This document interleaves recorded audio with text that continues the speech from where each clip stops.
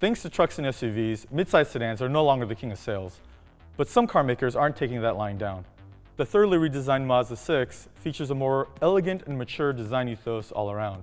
Now, its exterior styling is a little more subtle, but we feel the interior, by far its standout feature, punches far above its weight. How does it compare against industry standards like the Camry and the Accord? Let's go and find out.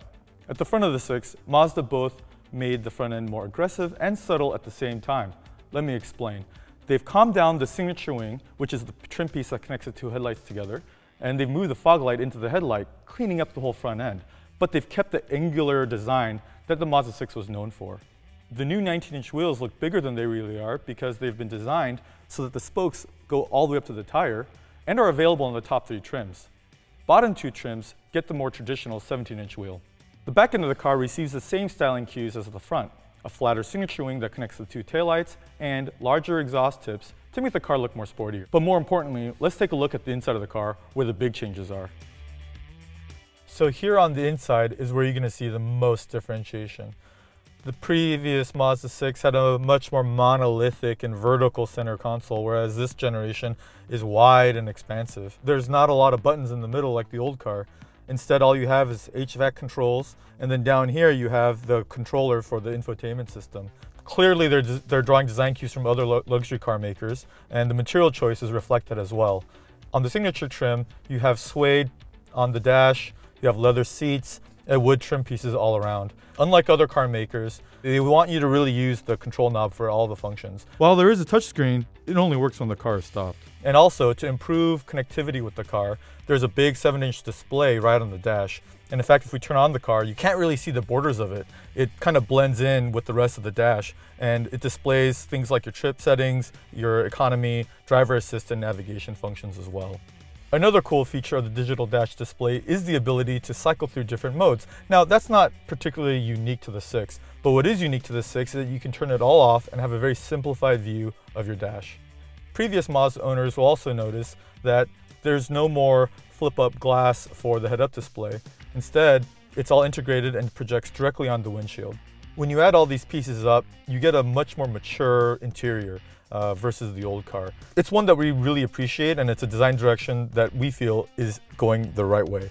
While the interior is all new, the chassis is still based off the old 6, which brings us to one issue that some may have a problem with, and that's the back seat.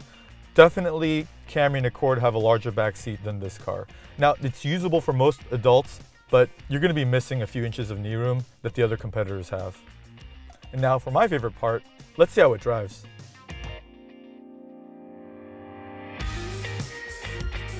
Another way Mazda engineers try to increase the level of luxury in the car is by reducing ambient noise, road noise, and wind noise.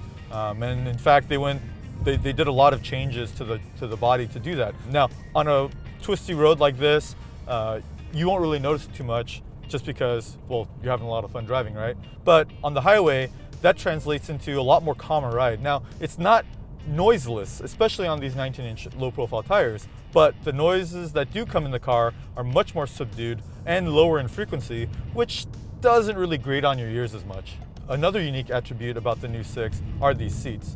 Now, they've been recontoured and they feature new material so that they're a little bit denser and more comfortable. But the profiling of material has been changed so that your pelvis fits into the little nook back here, reducing the need for bolstering. Now, in the signature trim car, you still have adjustable lumbar support and 2-position driver memory, so you and a co-owner or a friend or your partner can share driving duties without messing too much with any of the adjustments. But one thing that'll take your mind off of the interior is the driving dynamics. Now, the 6 has always been a fairly good handling car, and this new one is no different. In fact, Mazda went through great lengths with the suspension to give it a little bit more comfort on choppy roads like this without it losing any of its pitch or roll stability. What that means is when you fling it through corners, the car stays flatter and doesn't rock your head front and back and side to side. In fact, amongst the mid-size sedan segment, the Mazda 6 is probably one of the better handling cars out there. But what good is all the suspension if you don't have the power to match with it, right? Well, with this 2.5-liter turbocharged engine producing 310 pound-feet of torque and 250 horsepower, the power is there right when you need it. On this twisty road, Doesn't take much to get the car pulling through the corner, in fact.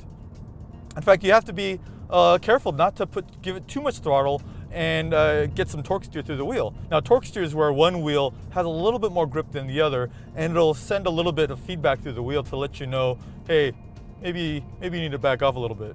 Sending the power to the front wheels is this 6-speed transmission. Now, there's paddle shifters, so you can shift manually if you'd like, but frankly, it's just fine in automatic. In fact, there's a sport mode which only works through the transmission that holds gears longer and makes the downshifts more aggressive. But frankly, even in regular automatic mode, the computer has enough flexibility to make the shifts more aggressive on its own, where you might not even use sport mode. Now, some of the Mazda 6's competitors have gone to 8 and 9-speed transmissions, so the Mazda 6 may seem archaic with a 6-speed, but with such broad torque coming from the engine and good gearing from this gearbox, Mazda didn't feel like they needed to invest in a transmission with even more gears. Now, what's the result of that? Well, the car stays in gear longer, so it's not shifting as much. So you get a more consistent pull as you're accelerating down the road. On top of that, when you downshift, it's not downshifting 3 or 4 gears. It's usually just one, and it puts it right in the sweet spot for you to have a very strong acceleration coming out of a corner. Frankly, we haven't noticed any issues with it, and we think it's a great idea. Not bad.